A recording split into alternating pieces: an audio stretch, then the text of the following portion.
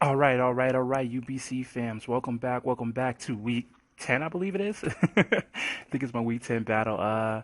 This is a really interesting fight because it was a great fight. This is my week 10 fight. I know it's really late, but I ended up doing the battle Saturday.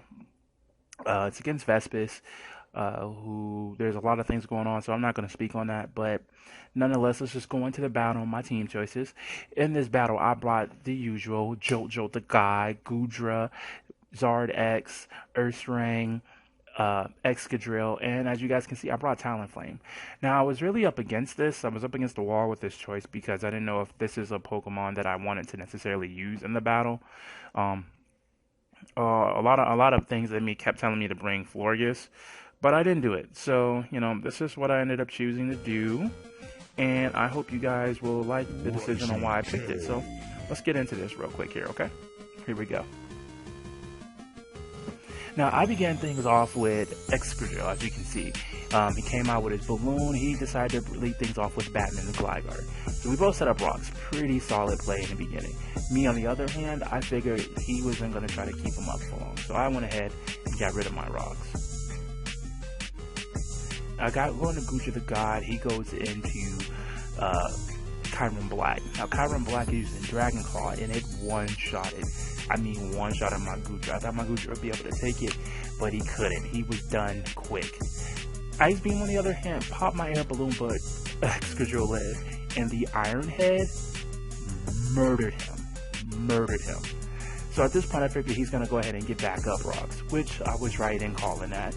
And it gave me enough time to let my go-ahead Flame Orb get off, to let my Ursaring really do his thing. As you can see, one facade knocked it out. Really, from this point, it was just a matter of just, facading it up. And he made it real easy with the Brave Bird on the Crobat because he had no life left. Unfortunately, it ended up being a double-edged sword, and I ended up taking out one of my own Mons. Now, at this point, this was really one of those decisions of what's the lesser of two evils. And I decided getting the rocks out of there would give me enough time to be able to get a flyer out there that wouldn't have to worry about dealing with rocks. And as predicted, the rocks came back and I was able to deal with them anyways. Now, I was stuck in Outrage for a while, as you can see. So it's really just my Charizard going nuts out there. I mean, look at that crit, look at that power he did. Now, at this point, he decided to use Rest. And I was like, you know what, this is going to give me an opportunity to really be able to try to change things up. So he's still sleeping. He uses Sleep Talk. He uses Rest again.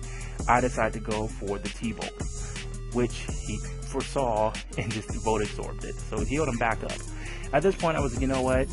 I'm going to get damaged anyways. I might as well get the switch in so I can be able to get a Mon out there that could do something. So I finally been able to get back into Zard, and he predicted my switch. So he took a little bit of life from that, but the leftovers is going. So I go back into Outrage. Outrage does a good chunk of damage.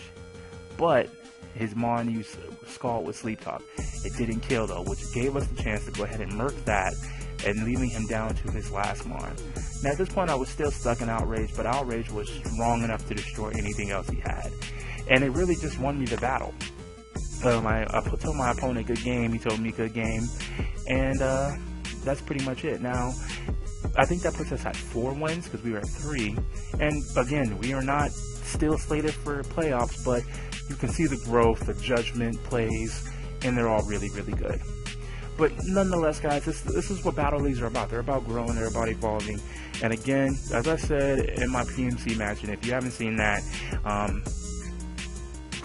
if you subscribe to the channel, it's on a playlist. You can just go ahead and go look in there, and I'll probably put a link to it in this battle description. If not, you can definitely go to my page and scroll through it. I'm sure you'll see it on the first page. I think I have it on my first page tag, so that people who are in each league can go ahead and see other leagues, and you might find your favorite player in this league, so you can go ahead and follow them in both leagues and see their progression, wins, losses, things of that nature. But it really definitely did a lot in this league. It was my first league that I picked, which helped me grow, and I'm grateful. And again, I'm grateful to Adam the Bee's Knees for inviting me, my man Jay Specs for giving me a couple helpful tidbits.